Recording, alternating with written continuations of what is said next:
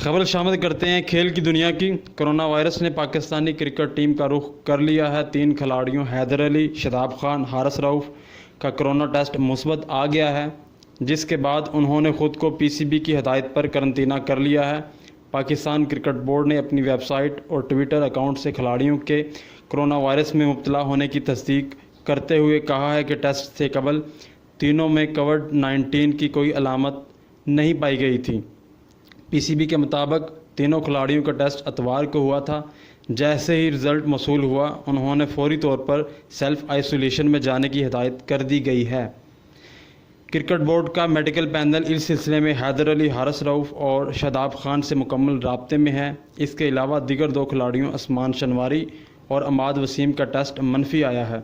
दोनों खिलाड़ियों को 24 जून को लाहौर पहुंचने की हिदायत कर दी गई है।